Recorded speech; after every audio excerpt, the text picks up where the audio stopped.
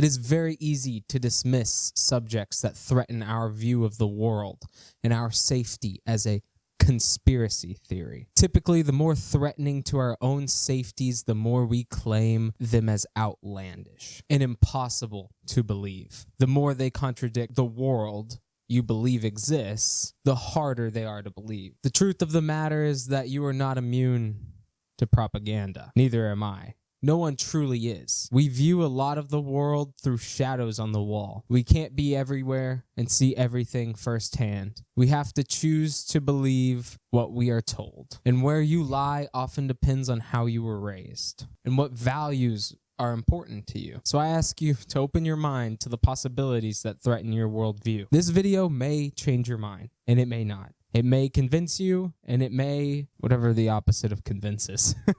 But anyways, I'm Skylar, and with that being said, welcome to the Pizzagate conspiracy.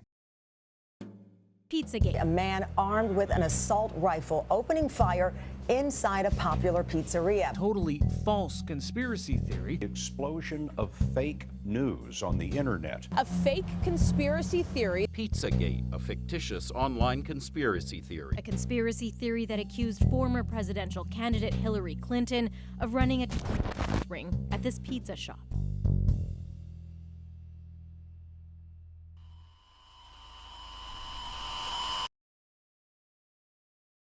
If you don't know what Pizzagate is, let's first do a quick introduction for you. In 2016, there was a conspiracy theory known as Pizzagate. This all arose after John Podesta, who is part of Hillary Clinton's campaign staff's emails were leaked and strange things were found. It has to do with the conspiracy of his involvement with the occult and human trafficking. It's pretty serious stuff today. And it gets the name Pizzagate because it was believed to have happened at a pizza restaurant called Comet's Ping Pong. After people got these emails in their hands and started reading through them, strange patterns were emerging. People believed there were code words, and people believed that there was something suspicious going on. Wikipedia outrightly states that Pizzagate has been extensively discredited by a wide range of organizations. So, allow me to show you what people believe and why they believe it, and then allow me to show you the aforementioned discrediting of Pizzagate. And then I ask you to come to your own conclusion. We'll begin with the emails. These are John Podesta's emails. These emails were allegedly leaked by a Russian hacker group and given to WikiLeaks, in which WikiLeaks published over 20,000 pages of them. After experts looked over the leaks, none were to be considered false or faked, and the Clinton administration never tried to claim that they were either. Hillary Clinton's emails were also leaked, and nobody claimed that those were fake either. Many things were disclosed through those, but irrelevant to what we're talking about today. Even the CIA looked through these and said there was no evidence of forgery. Now that you know that the source has been identified, these are his emails, and nobody is claiming that they're not, let's read one of them. This is the first one that really caught people's attention. Subject: did you leave a handkerchief? From ses@sandlerfoundation.org to john.podesta@gmail.com. Hi, John. The realtor found a handkerchief. I think it has a map that seems pizza related. Is it yours? They can send it to you if you want. I know you were busy, so feel free not to respond if it's not yours or you don't want it. I think it's pretty obvious why that caught people's attention. A map that is pizza related. This caused people to start doing a bit more digging. All right, in this next email, Sandler Herbert, or Herbert Sandler, writes to John. I think you should give notice when changing strategies which have been long in place. I immediately realized something was different by the shape of the box, and I contemplated who would be sending me something in the square-shaped box. Lo and behold, instead of pasta and wonderful sauces, it was a lovely, tempting assortment of cheeses.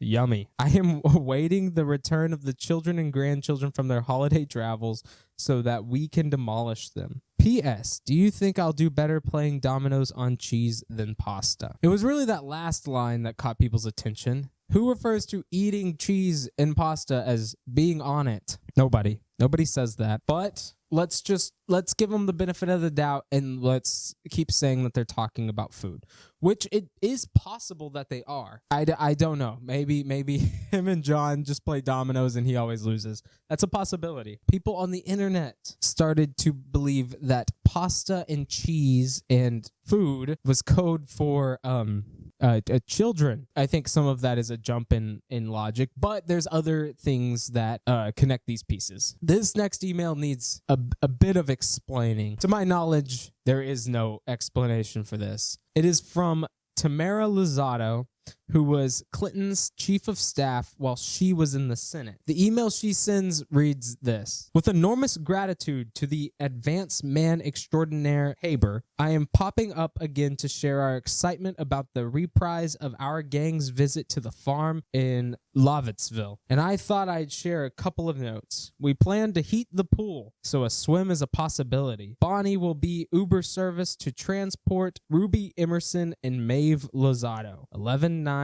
and almost 7. So you'll have further entertainment, and they will be in that pool for sure, and with the forecast showing prospects of some sun."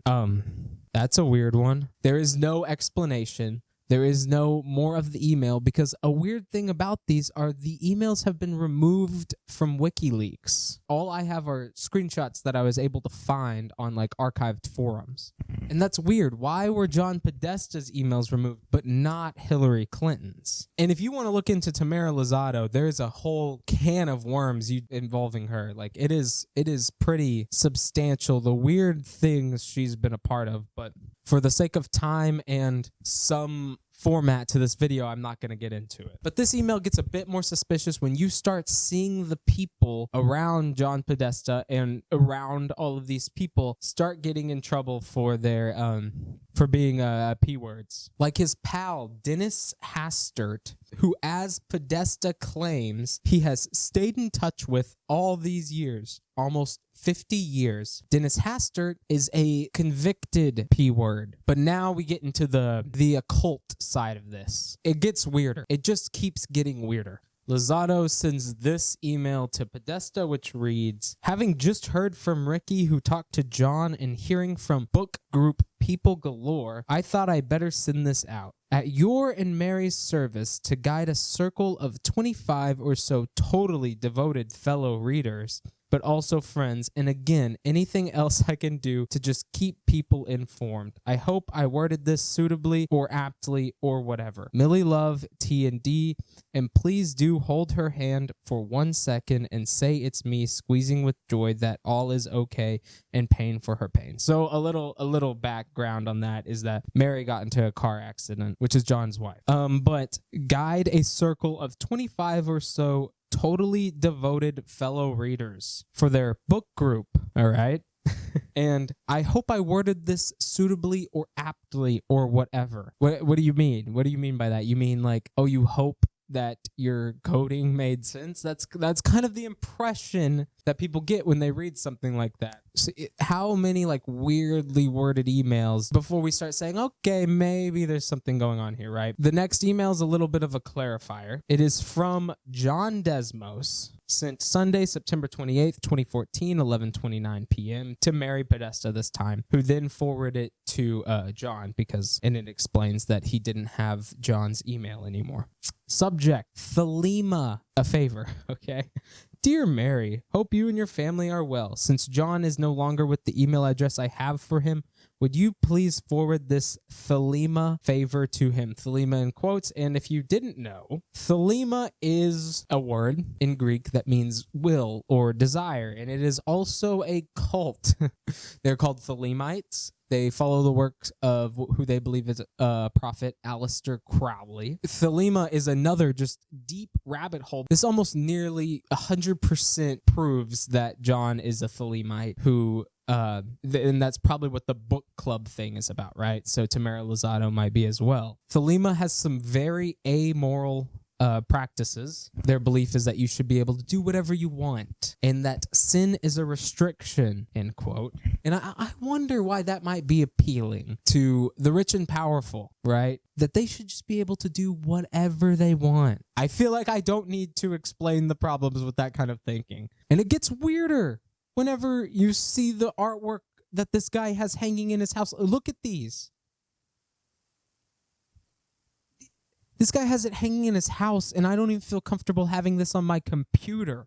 And where the pizza part of this all comes in is he's a good friend with the owner of Comet's Ping Pong, and that guy has posted endless amount of weird things that I'm not even going to get into because honestly, it's not that important, but I'll show you a couple. Like this strange one of him and I guess his friends. And then this one where there's a word on this little tiny piece of paper that reads Moloch, which is from the Bible. He is a child-eating deity which you sacrifice children to. And then this weird landing site on his Comet Ping Pong's pizza page where you have to have keys to download whatever these files are. And there's also a hidden area with authorized users with over 100 registered users. Weird for a pizza place to have that, right? And then I've been using this word a lot, but just this weird imagery of FBI confirmed P-word symbols connected to these people in other buildings on the block. And Frank Giestra, a member of the board of directors in the Clinton Foundation, uses a logo that literally means little boy lover for his charity. And this woman named Laura Sisselby, who was ties with the Clintons, was caught kidnapping over 33 children from Haiti, and then was given an executive role at AlertSense, which are the people who send out the Amber Alerts. What? And when a woman named Monica Peterson was investigating the Clintons Foundation involvement in Haiti, she was found dead. And even with all of those things that I've just listed off, I've only scratched the surface. This is crazy. This is absolutely crazy. I've linked websites in the description, which I used. You're welcome to look yourself. I warn you, I do believe this is an info hazard. Not because I believe it's all real. I'll talk about my thoughts at the end, but for the possibility of it being real, this is like a Pascal's wager type thing. Maybe ignorance might be your bliss. It's not for some people. I don't believe that personally for myself, but maybe for you, you might rather just not know. But now I can talk about the counterclaims. The first and foremost biggest counterclaim to all of this is the timing of it. The Pizzagate conspiracy started in 2016, which was the election year for Hillary Clinton, and it did affect her public view. So some believe that this was used as a political tool, and it may very well have been because it worked. She didn't get elected that year. I don't know if I won't say that was because of Pizzagate, but in some people's mind, Hillary Clinton is the devil. They are not going to vote for the devil, you know? But just to quickly play devil's advocate to that, I'd argue that the emails were the catalyst of this, not the election year. The election year may have been the catalyst for the emails, but I don't think it's completely fair to say this only happened because it was an election year, rather than saying that the emails were the biggest reason why it happened. And there's a clear understanding and regard that in the general public that Pizzagate is a right-leaning conspiracy theory, and it has been picked up and used as a political tool. If you don't like leftists, you would use something like this, at the time, very popular conspiracy theory to turn people against them, right? The media is also quick to clarify that a lot of the weird post by the owner of Comet's Ping Pong, it was of his goddaughter, which I didn't even bring those up because it's such a small piece of the puzzle that I didn't think it was important. That was a big talking point for a lot of people who pro-Pizzagate. The absolute biggest point that every media outlet uses to disprove Pizzagate is that a man who was supposedly a right-winger broke into the Comet's Ping Pong place and looked for the basement where many people believed the children were being held. And he found nothing. Nothing was found. To be clear, he found nothing. The place didn't even have a basement. And this next piece of opponent to Pizzagate is that the emails could really be talking about food. There are some that I didn't even show, like the one where they say that how many ways should they split the pizza slice. That could be a joke. It really could be. And the emails really could just be talking about food. But none of that excuses this connection to the occult and all these weird little connections. The people around Podesta in this circle who are doing some weird things, some concerning children. But most of all, the biggest opponent to this, the most effective weapon that people use to destroy Pizzagate is that this is hard to believe, and it sounds crazy. It really does sound crazy that all of these elites are in a big cult and they were harboring kids at a pizza restaurant and using them in like ritualistic magic and stuff like that. And that is a good point. After doing a lot of research, I think that the picture is incomplete. That's an obvious thing. If the picture was complete, this wouldn't be a conspiracy theory. This would just be proven, you know? But I think there is definitely some truth to it, especially in this upper class cultist thelema aspect. There is something going on there. I won't claim and don't claim that just because they are part of this occult means that they are doing anything nefarious. I don't know that. And after I read article after article that claimed how fake Pizzagate was, not a single article talked about the connection to the cult. Not a single article showed any of the emails. They all talked about the pizza restaurant, which is the smallest little portion of this entire theory, right? So if you are a die-hard believer of Pizzagate, I highly recommend that you advocate for a change of the name because people are so caught up on the pizza aspect of it. And with all being said, thank you for watching this video.